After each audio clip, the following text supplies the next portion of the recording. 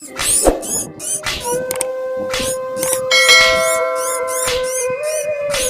घने जंगल में टोनी अपनी बेटी टुनटुनी के साथ रहती थी। एक दिन टोनी की बहन की मौत लंबी बीमारी से हो जाती है। तब टोनी अपनी बहन के घर जाती है। माँ, मुझे छोड़कर तुम कहाँ चली गई माँ? मैं अब किसके सहारे रहूंगी माँ? अच्छा होता मुझे भी अपने साथ ले गई होती। बेटा, तू अकेली नहीं है। आज से मैं तेरी माँ हूँ। मैं तुझे अपने घर लेकर चलूंगी। टोनी चिंकी को लेकर अपने घर आती है। बेटा, तू किसी भी चीज की चिंता मत करना। यहाँ तेरी बहन टुनटुनी भी है। तुम दोनों साथ साथ रहना। मैं तुम्हारा दाखिला भी टुनटुनी के स्कूल में करा दूंगी। हाँ चिंकी, तुम चिंता मत करना। मैं टुनटुनी तुम्हारी बहन हूँ। आज से मैं भी तुम्हारा ध्यान रखूंगी। जल्द ही चिंकी पूरे घर में घुल मिल जाती है। टोनी टुनटुनी से ज्यादा चिंकी पर ध्यान देने लगती है। एक दिन टोनी किचन में खाना बना रही थी। माँ, खाने में क्या बनाया है? मुझे बहुत जोरों से भूख लगी है। रुक जा चिंकी, मैं अभी तुझे खाना निकाल कर दे रही हूँ। चिंकी किचन में पड़े चाकू को उठाकर उससे खेलने लगती है। तभी उसका पर कट जाता है।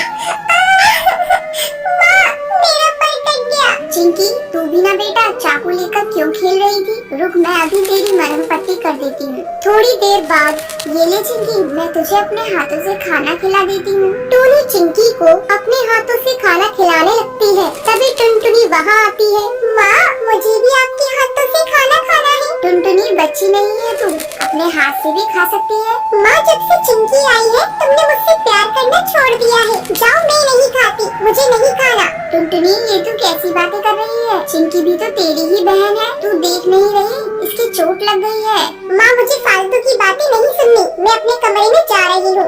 गुस्से में टुनटुनी अपने कमरे में चली आती है और सोचने लगती है, जब से ये चिंकी की बच्ची इस घर में आई है, माँ उसी को प्यार कर रही है। आज चिंकी की वजह से मुझे डांट खानी पड़ी है। मैं इसे नहीं छोड़ूंगी, इसे सबक सिखाकर ही रहूंगी। अगले दिन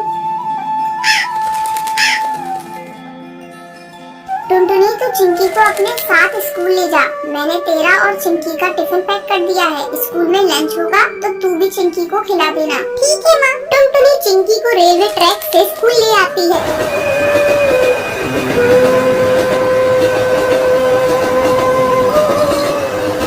दीदी, तुम मुझे कहाँ से स्कूल ले जा रही हो? मुझे डर लग रहा है। चिंकी तो बेकार में डर रही है। मैं तो रोज इसी रास्ते से स्कूल जाती हूँ। तो मेरे पीछे पीछे आ। अचानक टुनटुनी का पैर पटरी में फंस जाता है। दीदी, क्या हुआ? चिंकी, मेरा पैर पटरी में फंस गया है और निकल नहीं रहा है। तभी ट्रेन की आवाज आती है। दीदी, लग रहा है ट्रेन आ रही है, जल्दी करो। चिंकी, मेरा पैर नहीं निकल रहा है। ऐसा लगता है जैसे मैं अब नहीं बचूंगी। मैं तुमसे बदला लेना चाहती थी, लेकिन देखो ना, मैं ही इसमें फंस गई। किसी तरह चिंकी टुनटुनी का पैर पटरी से निकालती है। चिंकी, मेरी बहन, अगर आज तू नहीं होती तो मैं इस दुनिया में नहीं रहती। उस दिन के बाद से टुनटुनी को एहसास हो जाता है और वो अपनी बहन चिंकी चिड़िया के साथ खुशी खुशी रहने लगती है।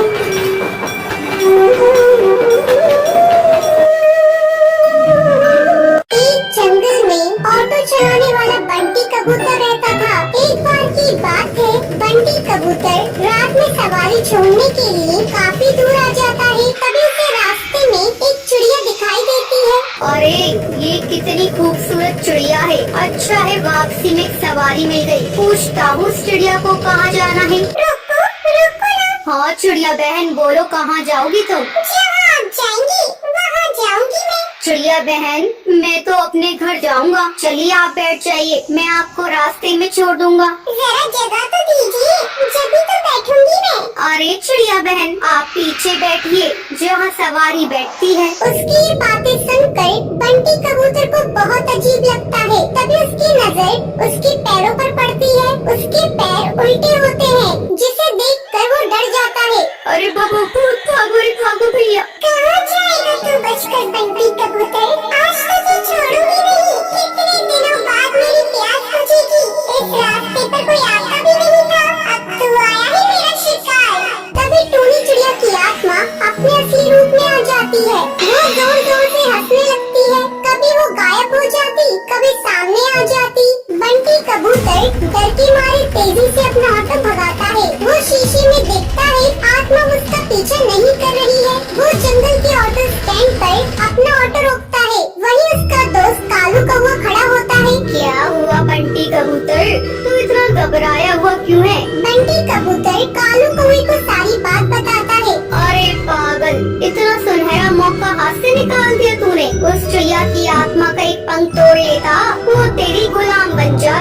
अरे भाई माफ कर मुझे, मेरी जान बच गई, आज वो ही काफी है मेरे लिए। ये कहकर बंटी कबूतर वहाँ से चला जाता है। कालू कौवा अपने मन में सोचता है, ये तो डरपोक पागल है, इतना सुनहरा मौका गवा दिया, ये पूरे जंगल पे राज करता। चलो कोई नहीं, कल रात में उस जगह जाऊंगा और उस भूतिया चिड़िया का पंख तोड़कर ले आऊंगा। अगले दिन कालू कौवा अपना ऑटो लेकर उसी जंगल के रास्ते पर जाता है। वहाँ पर एक चिड़िया खड़ी होती है। रुको रुको ना, ऑटो रोको, मुझे जाना है। अरे भाई लगता है ये वही चिड़िया की आत्मा है, इसका पंख तोड़ लूंगा। ये कहकर कालू कौवा अपना ऑटो उसके सामने रोकता है और उसके पंख तोड़ने लगता है। अरे बेवकूफ कौवे, बदमाश, तेरी हिम्मत कैसे हुई? तूने मेरे पंख तोड़ने की कोशिश की। रुक, तुझे भी बताती हूँ। टुनटुनी चिड़िया पास में पड़े डंडे से उसे बहुत मारती है। अरे बहन मुझे माफ कर दो, मुझे लगा तुम एक चिड़िया की आत्मा हो। अरे बदतमीज, तुझे मैं कहाँ से आत्मा नजर आ रही हूँ? चल भाग यहाँ से। टुनटुनी ये कहकर वहाँ से चली जाती है, पर टूनी चिड़िया की आत्मा पेड़ के पीछे खड़े होकर ये सब देख रही होती है। अगले दिन कालू कौवा फिर से अपना ऑटो लेकर वहाँ पर आता है। भाई आज तो पहले उसके पैर देखूंगा, तभी उसके पंख तोड़ूंगा, वरना कल की तरह पिटाई हो जाएगी मेरी। अब फिर से वहाँ पर एक चिड़िया खड़ी होती है। रोको रोको ना ऑटो, मुझे जाना है। कालू कौवा उसके पैर देखता है, उसके पैर उल्टे होते हैं। जैसे ही कालू कौवा उसके पंख तोड़ने वाला होता है, तभी टूनी चिड़िया की आत्मा अपने असली रूप में आ जाती है। डरावनी आवाज़ें सुनाई देती है। कालू कौवे, आप मेरे पंख तोड़ेगा? ये तोड़ के दिखा। टूनी चिड़िया की आत्मा कभी उसके सामने आ जाती, कभी उसके पीछे। वो उसे बहुत मारती है। मुझे माफ कर दो चिड़िया की आत्मा, मैं आगे से कभी भी ऐसा नहीं करूँगा, मुझे जाने दो, मत मारो। क्यों छोड़ दूं तुझे? तो जैसे मनचले बदमाश पक्षियों को मारना ही तो मेरा लक्ष्य है। तुम जैसे लालची पक्षियों को जीने का कोई हक नहीं। तभी वहाँ पर बबलू कबूतर ऑटो में अपनी सवारी बिठाकर वहाँ से गुजर रहा होता है। अरे चिड़िया की आत्मा छोड़ दो उसे, मैं तुमसे विनती करता हूँ। नहीं, मैं इसे नहीं छोड़ सकती। तुम जानते हो, एक बार ऐसे ही मैं जंगल से ऑटो में जा रही थी। उस ऑटो वाले ने मेरा सामान लूट कर मुझे जान से मार दिया। जब से जो भी मुझे लालची पक्षी दिखाई देता है, मैं उसे जान से मार देती हूँ। तभी सुंदरी कौवी बोलती है, अरे टूनी चिड़िया, तुम सही कह रही हो, तुम्हारे साथ गलत हुआ है, लेकिन तुम भी सही नहीं कर रही हो। ना जाने कितने पक्षियों को तुम मार रही हो। वो सब उसे बहुत समझाते हैं। वो कालू कौवे को छोड़ देती है। मुझे माफ कर दो, तुम सब सही कह रही हो। मैंने अपने इंतकाम पूरा करने के लिए ना जाने कितने पक्षियों के परिवार को तोड़ा है, पर अब नहीं। इस दुनिया में तुम जैसे नेक दिल पक्षी भी होते हैं। ये कहकर वो वहाँ से चली जाती है। टुनटुनी का पति बंटी एक कुली था। वो नदी पार से आने वाले पक्षियों के सामान को इधर से उधर करता था। एक दिन जब बंटी काम पर जा रहा था, तब टुनटुनी उससे कहती है, अजी अपनी सेहत का भी ध्यान रखा करो। सभी किसी न किसी दिन छुट्टी लेते हैं, लेकिन तुम तो रविवार को भी काम करते हो। अरे पगली, अगर काम नहीं करूँगा तो घर कैसे चलेगा? तू तो माँ बनने वाली है, बच्चों का खर्चा बढ़ेगा। अगर काम नहीं करूँगा तो अपने बच्चों को अच्छी जिंदगी कैसे दूंगा? आपसे तो बात करना ही बेकार है। ये लीजिए पोटली, इसमें मैंने रोटी और चावल रख दिए हैं, समय से खा लीजिएगा। नहीं टुनटुनी, आज मेरी तबीयत कुछ सही नहीं लग रही है, कुछ भी खाने का मन नहीं कर रहा है। काम से आऊंगा तो खा लूंगा। बंटी बिना खाना लिए काम पर चला जाता है। टुनटुनी को क्या पता था कि बंटी से उसकी मुलाकात आखिरी थी। उधर बंटी बेहोश होकर बहती नदी में गिर जाता है और वहीं डूबकर मर जाता है। टुनटुनी भागी भागी अस्पताल जाती है।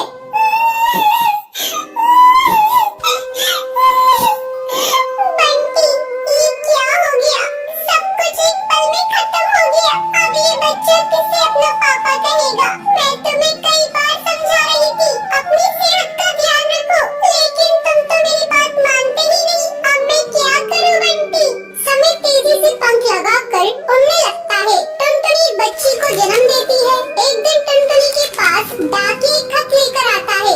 अरे ये खत तो कड़कनाथ सेठ की कंपनी की तरफ से आया है और मुझे बंटी की जगह कुली की नौकरी दी गई है। मुझे अपनी बच्ची की नौकरी करनी ही होगी, तभी मैं उसे एक अच्छे स्कूल में पढ़ा पाऊंगी।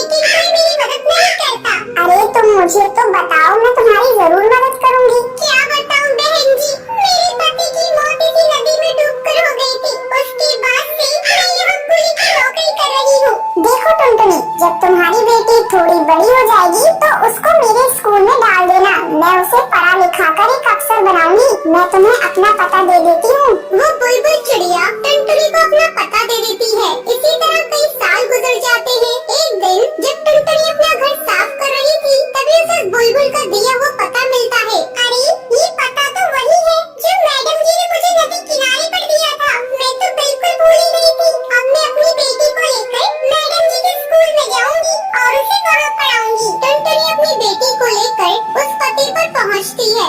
आओ आओ टुनटुनी, बहुत दिन हो गए तुमसे मिले। मैडम जी ये देखिए, मैं अपनी बेटी को अपने साथ लेकर आई हूँ। मैं चाहती हूँ पढ़ लिख कर एक अफसर बन जाए, इससे मेरी तरह जीवन में संघर्ष न करना पड़े। हाँ हाँ टुनटुनी, तुम निश्चिंत रहो, मैं तुम्हारी बेटी को अच्छी तालीम दूंगी। तुम्हें एक दिन उस पर गर्व होगा। टुनटुनी अपनी बेटी का एडमिशन उस मैडम जी के स्कूल में कराकर निश्चिंत हो जाती है। उसे इस बात की खुशी थी उसकी बेटी को उसकी तरह जीवन में संघर्ष नहीं करना पड़ेगा। तो ये थी आज की कहानी। क्या आपको पता है कालू कौवा बंटी कबूतर से चिड़िया की आत्मा का क्या तोड़ने के लिए कहता है? अगर आपको पता है तो आप हमें कमेंट करके जरूर बताएं। अगर आपको ये वीडियो पसंद आई हो तो लाइक और ऐसी कहानियाँ देखने